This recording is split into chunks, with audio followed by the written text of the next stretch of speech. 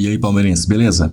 Hoje é o dia do jogo. Oitavas de final, Copa do Brasil, jogo de ida em Itaquera. Vamos ver aí Corinthians e Palmeiras na Neoquímica Arena. Quanto vai ser o jogo? Coloca o seu palpite que eu quero saber, eu quero ver, hein? Mas eu quero saber também aí a opinião aí do Prieto e de seus convidados. Principalmente quero também ouvir o Nilson César, grande narrador da Rádio Jovem Pan, número 1 do Brasil. Quero também ouvir aí o que o Neto e a sua turma do Donos da Bola, o Souza e tal, Veloso tá por lá também. O que será que esse pessoal falou do grande jogo de logo mais, hein? Danilo Lavieri vai falar sobre o favoritismo e, em caso de derrota ou de eliminação nesse confronto de 180 minutos, quem vai entrar numa crise sem fim? Corinthians ou Palmeiras? Eu acho que a resposta aí é... A pergunta cabe devido à turma da amendoim, né? Porque a turma da amendoim, o que ela enche o saco não tá no gibi, cara.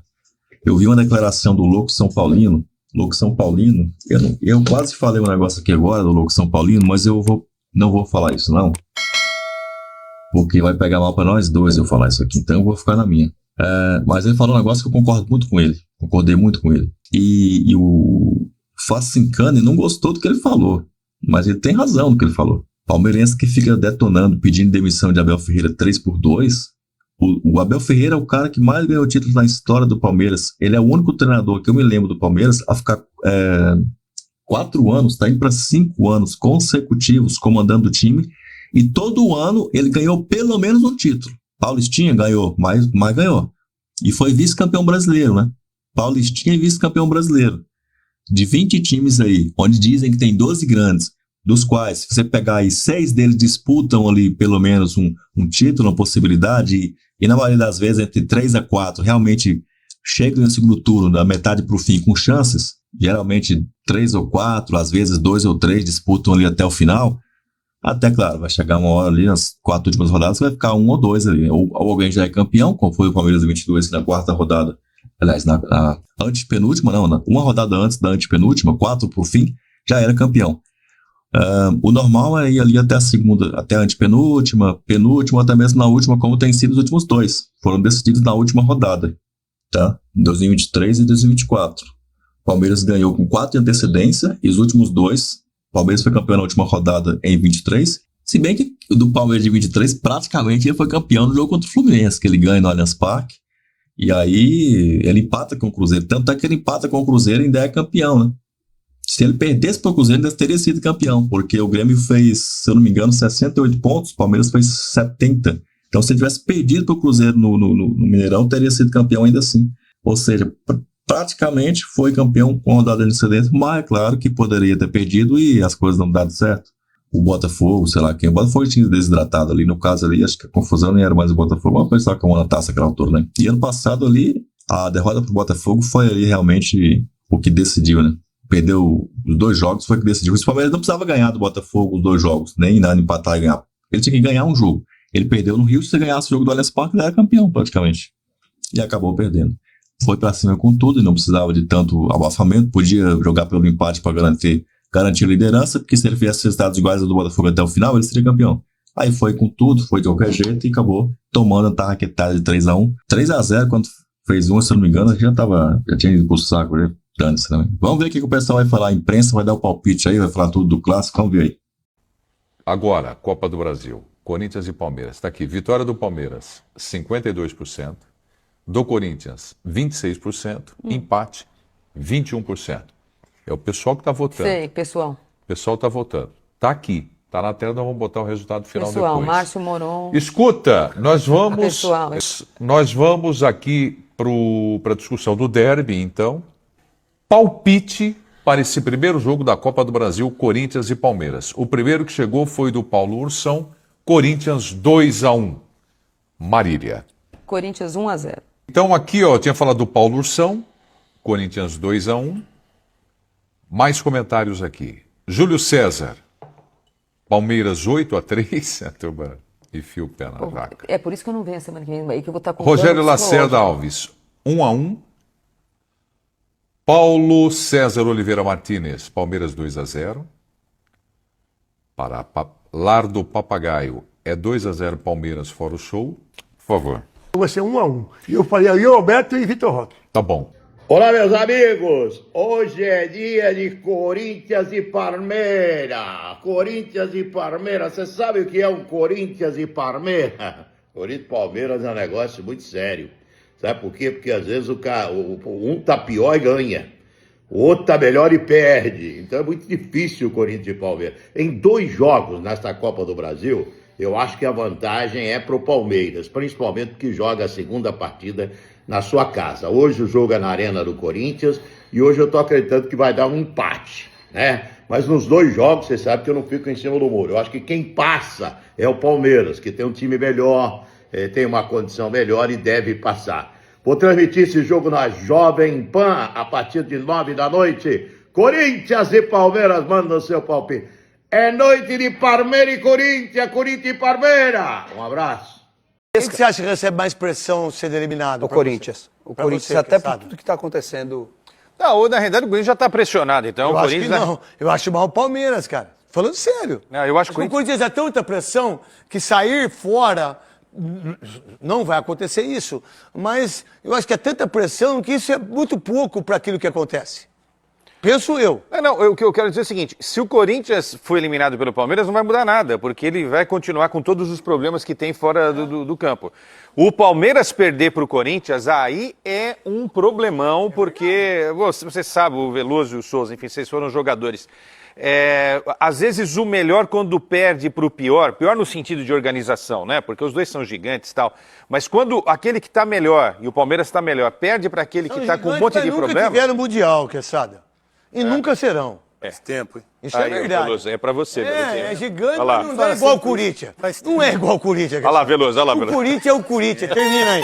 O Corinthians é o Corinthians. É isso. E agora a gente viu ano passado, né?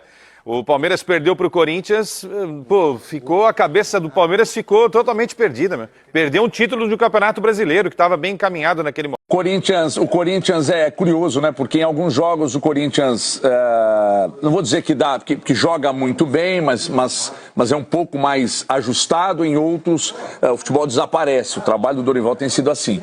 Mas eu acho que está com cheiro, com cara de revanche, Renata. Com cheiro e com cara de revanche.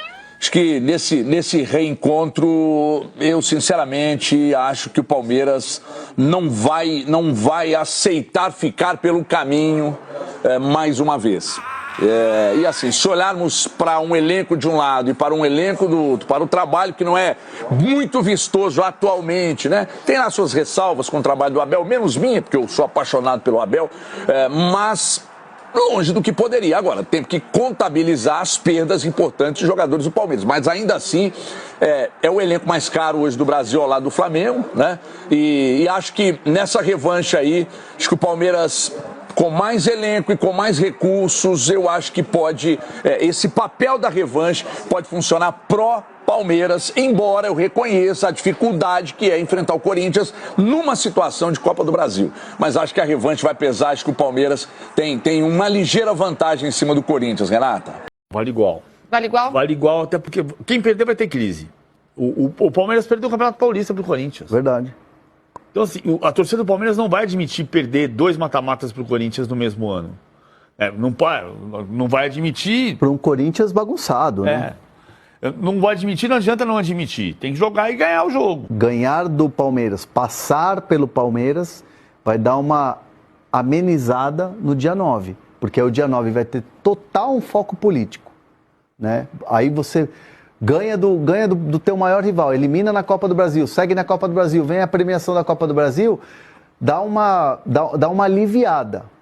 Não vai mudar a história do Corinthians no ano, vai seguir numa competição onde você vai ter grandes adversários depois na sequência.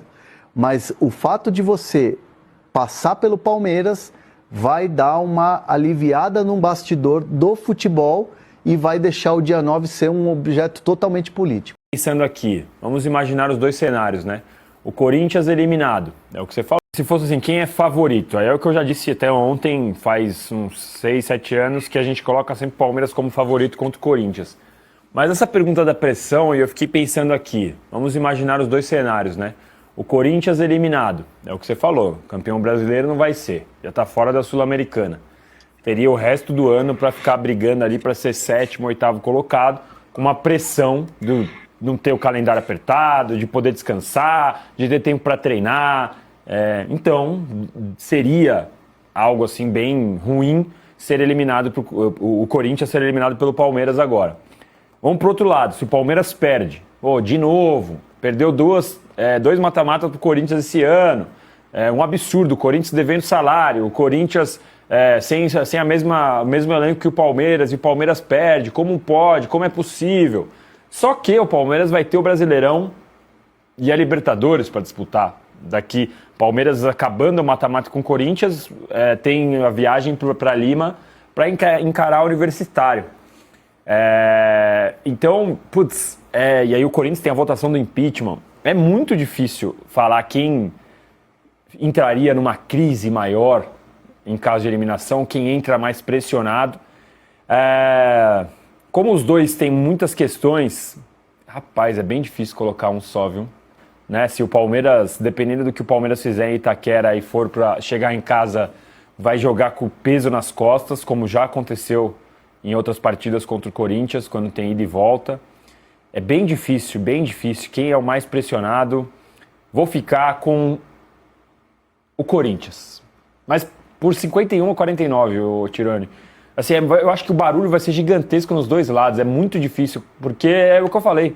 O Palmeiras vai ter um pouco, tem para onde olhar depois dessa eliminação. O Corinthians não tem para onde olhar, né? Tá aí a opinião da galera toda aí, olha só. Eu vi até além do PVC, essa turma toda aí, o Everton Guimarães falando também. Só falta o seu palpite aí para logo mais Corinthians e Palmeiras a Itaquera, Neoquímica Arena.